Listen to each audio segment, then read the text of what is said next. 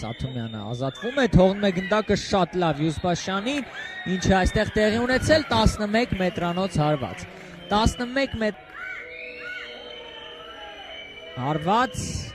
1-0 ավարտվում է Փյունիկի ավագի հաղթանակով այս փոքրիկ մենամարտը 11 մետրանոցից Փյունիկը հաշվի մեջ առաջ է անցնում հանդիպման ավելի բարձր բղավել իրենց թիմի անունը, այո, շատ լավ դեպ նույնը արդյունքները գնացվեցին, Փյունիկն է գրոհում, Կամո Հովհաննիսյան, փոխանցում Տուգանների հրապարակ, ոչ մեկ չի արձագանքում, բայց մնում է գնդակը Փյունիկի մոտ եւ 2-0։ 2-0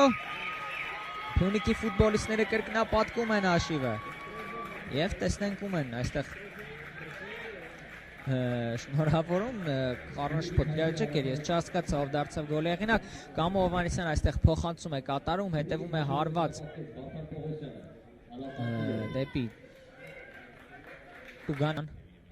Մանոյան շրջանցում է ֆուտբոլիստներին, երկու ֆուտբոլիստի շրջանցում է, շատ լավ փոխանցում այստեղ, սխալվում է Բեգլարյանը եւ 3-0, ներողություն, Արսեն Պետրոսյանը սխալվում եւ 3-0 է դառնում հաշիվը, փոխարինման մտած ֆուտբոլիստն է աչքի ընկնում Փյունիկի կազմում, Ռազմիկ Հակոբյանը այստեղ Գանձասարի պաշտպանությունը տապալվեց, Դավիթ Մանոյանը շատ լավ գործեց այստեղ, շրջանցեց մի քանի ֆուտբոլիստների, շատ լավ փոխանցում կատարեց դեպի Ռազմիկ Հակոբյան եւ վերջում էլ սխալվեց Արսեն Բեգլարյանը, որը խոշոր հաշվով հաղթանակ է պարգևում Հայաստանի գործող չեմպիոններին։ Կամո Հովհաննիսյան շատ լավ փոխանցում է այստեղ կատարում, պետք է գրավել իհարկե դարպասը,